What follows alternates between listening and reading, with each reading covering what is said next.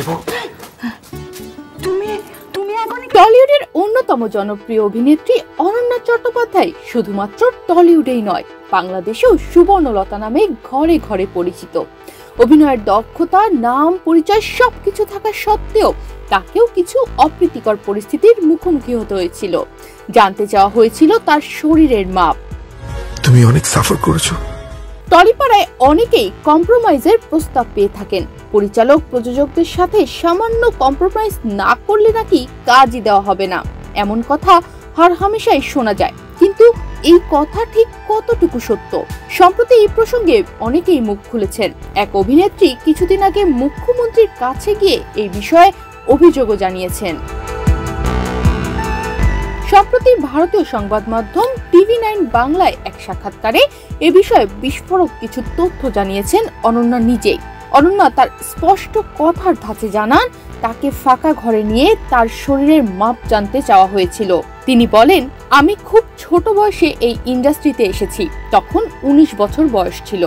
আমার প্রথম কাজ ইচ্ছের বিরুদ্ধেই হয়েছিল। আমি অভিনয় করতে চাইনি, তবে যে পরিচালকের হাত ধরে কাজটা পাই তাকে সকলে খুব সম্মান করতেন। সেই সময় এক প্রযোজক ছিলেন, তিনি আমায় কাজের জন্য ডেকে পাঠান। আমার প্রথম কাজ তার ভালো লেগেছিল। আমি আমার মাকে নিয়ে গিয়েছিলাম। যখন আমি কনফারেন্স রুমে ঢুকলাম, দেখি সবটাই ফাঁকা, উনি একা বসে আছেন।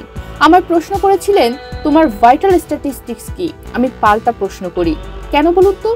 উত্তরে আমায় বলা হয়, তোমার স্ক্রিনে কেমন দেখাবে সেটা জানতে চাই। আমি উত্তরে বলেছিলাম, আপনি তো বড় পরিচালক প্রযোজক, আপনি যদি আমাকে দেখে না বোঝেন তাহলে তো আপনার পরিচালকই হওয়া উচিত না। তারপরই তিনি চিৎকার করে বলতে শুরু করেন, তুমি জানো আমি কে? আমি অমুকের তমুকের সাইজ জানি।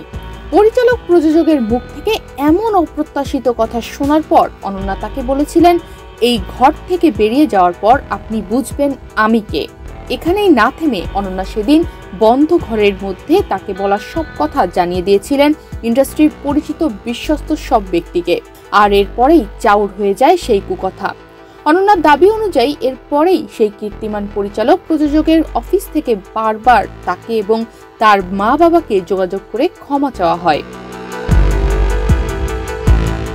টালিগঞ্জের সম্প্রতি ভীষণভাবে চর্চায় উঠে আসা কম্প্রোমাইজ সংক্রান্ত ঘটনা প্রবাহে অনন্যা চট্টোপাধ্যায়ের মতো বলিষ্ঠ অভিনেত্রী ও দৃপ্ত ব্যক্তিত্বের এমন বিস্ফোরক স্বীকারোক্তি যে নতুন মাত্রা জুড়ল তার বলার অপেক্ষা রাখে না।